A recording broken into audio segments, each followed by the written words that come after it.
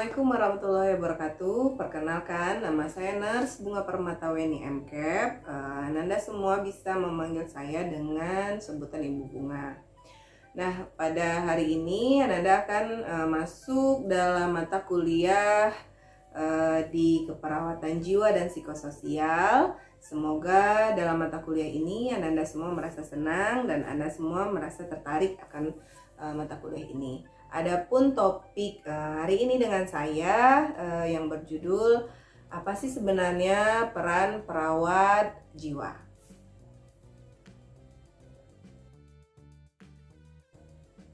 Oke, yang pertama sebelum kita bahas tentang peran perawat jiwa, kita bahas sedikit dulu ya tentang apa sih itu kesehatan jiwa. Nah, menurut beberapa definisi, adapun pengertian dari kesehatan jiwa, menurut WHO, keadaan sejahtera secara tubuh, jiwa dan sosial, dan tidak hanya sekedar keadaan bebas dari cacat dan kelemahan, melainkan mengandung berbagai karakteristik yang positif yang menggambarkan keselarasan dan keseimbangan kejiwaan yang mencerminkan kedewasaan kepribadiannya. Nah, selanjutnya definisi dari kesehatan jiwa menurut Undang-Undang Kesehatan Jiwa Nomor 3 Tahun 1966, di mana suatu kondisi yang memungkinkan perkembangan fisik, intelektual, dan emosional yang optimal dari seseorang dan berkembang tersebut berjalan selaras dengan keadaan orang lain. Kemudian adapun definisi lain menurut Feedback 2011, kesehatan jiwa merupakan suatu kondisi sehat, emosional, psikologis, dan sosial di mana kondisi tersebut terlihat dari hubungan interpersonal yang memuaskan, serta didukung oleh perilaku positif, coping yang efektif, konsep diri positif, dan kestabilan emosional. Nah, selanjutnya satu lagi menurut Stuart dan Laraya, kesehatan jiwa adalah keadaan yang dikaitkan dengan kebahagiaan, kepuasan, prestasi, dan harapan. Oke, masuk kita kepada inti pokok dari topik kita pada hari ini, yaitu apa sih peran dan fungsi dari perawat jiwa. Nah, Anda semua tahu nggak apa sih sebenarnya peran dan fungsi dari perawat jiwa? Peran perawat jiwa memiliki beberapa peranan ya dalam kehidupan sehari-hari kita, baik dalam kehidupan kita dalam individual, komunitas maupun dalam lingkungan. Adapun peran perawat jiwa itu menjadi 3, di mana peran perawat jiwa memiliki peran dalam tingkatan pelayanan kesehatan jiwa. Yang pertama, peran dalam prevensi primer. Yang kedua, peran dalam prevensi sekunder, dan yang ketiga, peran dalam prevensi tersier. Jadi ada 3, primer, sekunder, dan tersier. Nah, apa saja sih peran perawat jiwa dalam prevensi primer?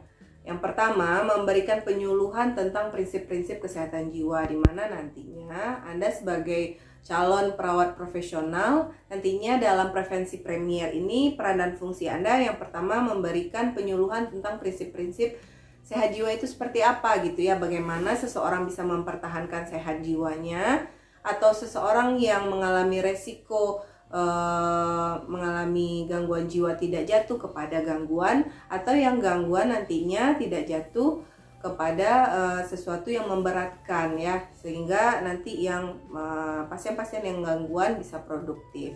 Yang kedua, mengefektifkan perubahan dalam kondisi kehidupan, tingkat kemiskinan dan pendidikan. Yang ketiga, memberikan pendidikan kesehatan. Jadi penkes nantinya akan Anda semua berikan sebagai perawat jiwa nantinya di prevensi premier. Kemudian selanjutnya peran dan fungsinya melakukan rujukan yang sesuai dalam gangguan jiwa yang terjadi.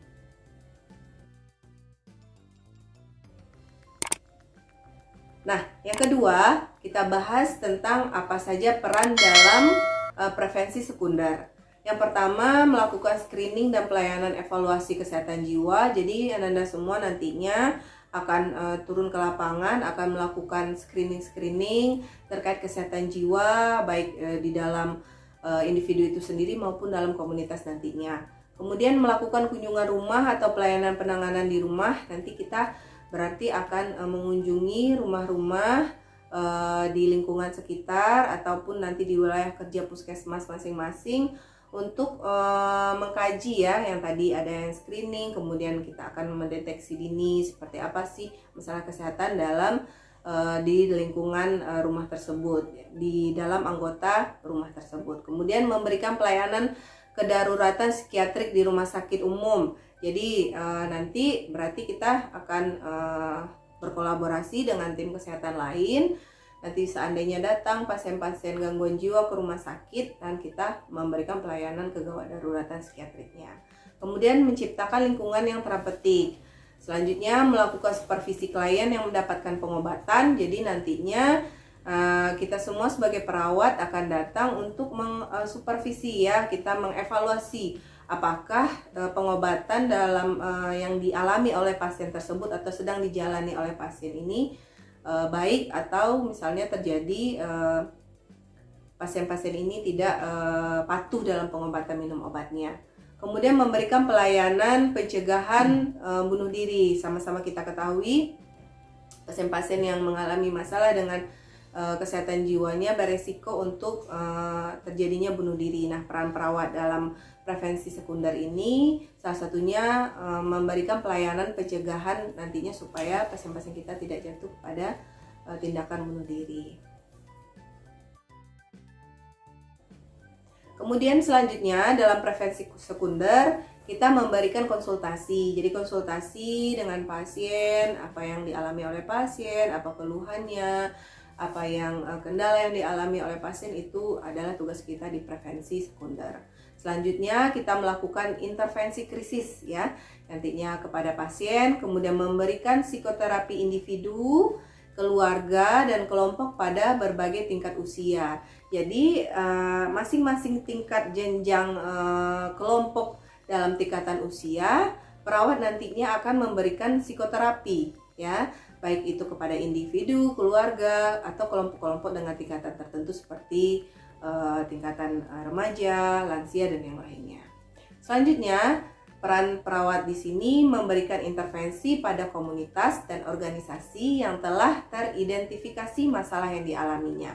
Jadi misalnya ada suatu komunitas atau suatu organisasi yang kita awalnya sudah screening, sudah mengkaji ya seperti apa masalah yang kesehatan jiwa yang sedang dialami tersebut. Kemudian kita sebagai perawat jiwa akan memberikan intervensi yang sesuai dengan apa masalah kesehatan jiwa yang sedang dialami oleh komunitas atau organisasi tersebut. Nah, yang terakhir adalah peran perawat dalam prevensi tersier. Yang pertama, melaksanakan latihan vokasional dan rehabilitasi. Jadi, peran perawat di sini Anda nanti akan memberikan latihan vokasional dan rehabilitasi pada pasien-pasien gangguan jiwa. Kemudian selanjutnya mengorganisasi aftercare untuk klien yang telah pulang dari fasilitas kesehatan jiwa untuk memudahkan transisi dari rumah sakit ke komunitas. Jadi kita akan mengorganisasikan namanya aftercare, di mana nantinya kita akan memfasilitasi pasien-pasien yang sudah pulang atau sudah diberikan layanan di rumah sakit untuk memudahkan mereka melakukan transisi ya, menyesuaikan kembali keadaan mereka yang biasanya di rumah sakit untuk kembali lagi pulang ke rumahnya atau ke komunitas masing-masing. Kemudian memberikan edukasi, manajemen stres, dan meningkatkan coping yang adaptif. Jadi setelah misalnya nanti pasien pulang atau nantinya ada keluarga yang mengalami masalah dengan keadaan yang sedang dialami, jadi kita bisa melakukan salah satu intervensinya berupa manajemen stres, di mana nantinya manajemen stres ini akan memberikan dampak berupa bagaimana si individu tersebut bisa memanajemen stres yang sedang dialaminya. Kemudian meningkatkan coping yang adaptif, jadi supaya setiap pasien kelolaan maupun keluarga nantinya bisa memberikan coping yang adaptif terhadap kehidupannya ke depannya gitu. Kemudian penguatan atau reinforcement pada kekuatan klien dan keluarga. Jadi kita akan memberikan nantinya, perawat ini akan memberikan penguatan ya kepada klien dan keluarga kalau masalah yang sedang dialami sekarang itu bukan sesuatu yang harus kita stigma atau kita berikan justifikasi buruk, malah kita harus memberikan penguatan atau mereka antara pasien dan keluarganya harus saling menguatkan gitu.